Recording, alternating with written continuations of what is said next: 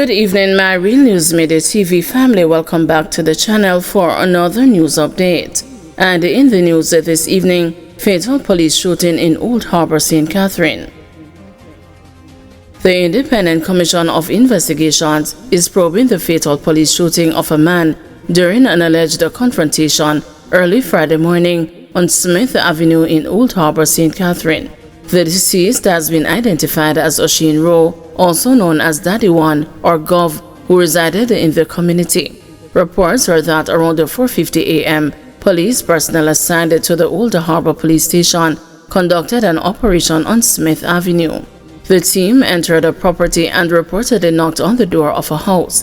According to the police, they received no response and proceeded to forcibly enter the premises. Upon entry, Rowe was allegedly seen holding a firearm.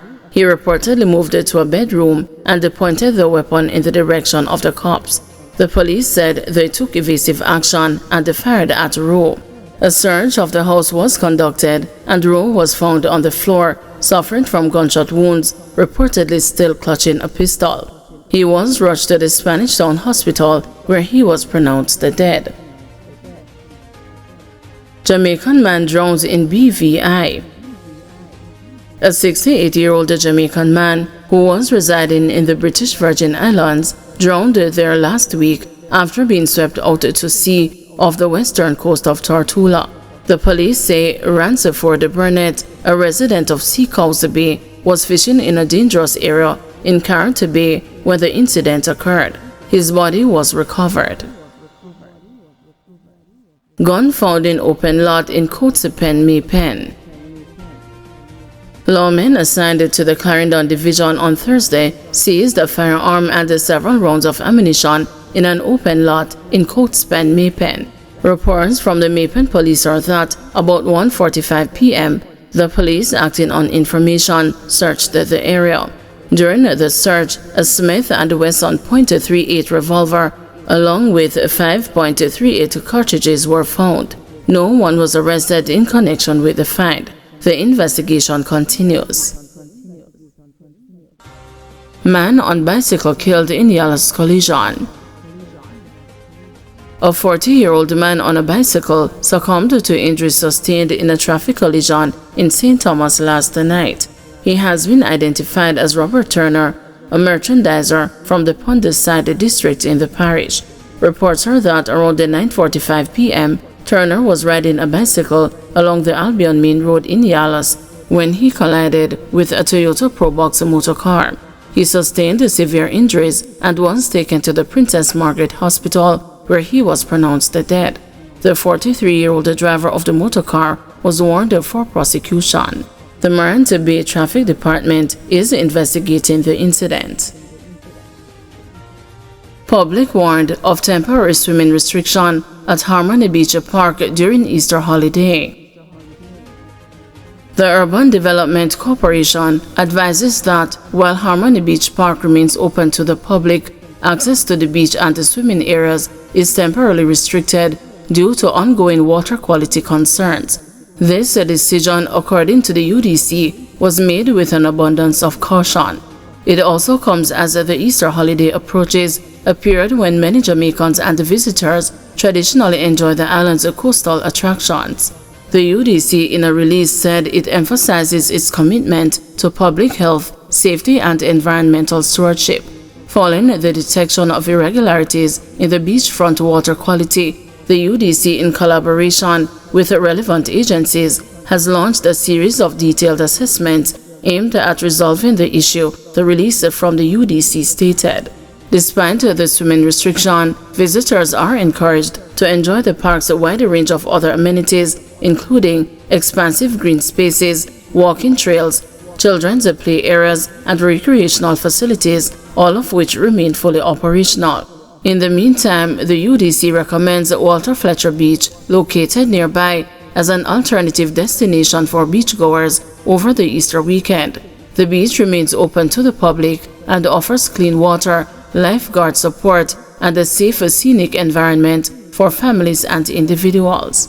The UDC thanks the public for their patience and understanding during this period and remains committed to restoring full access to Harmony Beach Park's waterfront. Further updates will be provided as progress continues, the release stated. Stacey Knight calls for end to educational apartheid in Jamaica.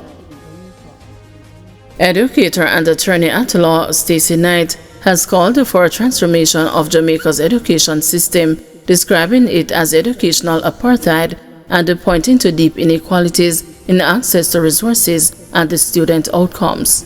Knight, the aspiring People's National Party candidate for St. Andrew Northeastern, made the comments on Wednesday during an educators forum hosted by the PNP's constituency organization at a Shortwood Teachers College in St. Andrew.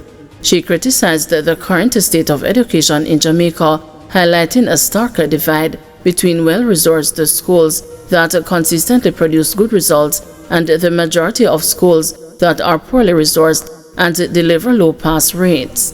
There is a learning crisis in Jamaica, Knight stated, referencing the 2021 Education Transformation Commission report led by Professor Orlando Patterson. She noted that 70% of students leave high school without a certification and a large number exit the system without marketable skills. Citing low national pass rates, 41% in mathematics, 49% in science, and 55% in language arts, Knight expressed a concern over students' struggles with analytical thinking and the need to move away from rote learning. She further noted that only 28% of students who sat the CSEC exams in 2019 passed 5 or more subjects, including English and mathematics. Knight said the root of the learning crisis lies in the early childhood level, as well as the lack of attention to gender differences in learning, which has resulted in girls outperforming boys and a low level of male teachers in the system. She also highlighted Jamaica's 27% tertiary enrollment rate, which falls below that of comparable nations. There is a lack of cohesion in the organization of education in Jamaica, Knight said. Poor performers in primary school cannot be expected to become good performers at the secondary level. She called for improvement in early childhood education, technical and vocational training, and inclusive education for individuals with physical and mental challenges. Knight urged the teachers' colleges to move beyond the traditional 3 R's, reading, writing, and arithmetic, and focus on learner-centered approaches and emotional learning. PNP spokesperson on education, Senator Damian Crawford, also spoke at the forum. He called for a realignment of the education budget, noting that 82% of spending goes towards teacher salaries, with little left for essential teaching resources. Crawford said while education is nominally free, hidden costs such as transportation and meals hinder learning. He highlighted disparities in school performance, citing Campion College's 98% success rate compared to schools with as little as 1%. He said the next PNP administration would provide at least 1 nutritious meal per student daily, including the current meal allowance from $180 to $400, and offer incentives to attract teachers to underserved rural schools. Thank you everyone for watching. See you tomorrow morning at 6 a.m. for another news update.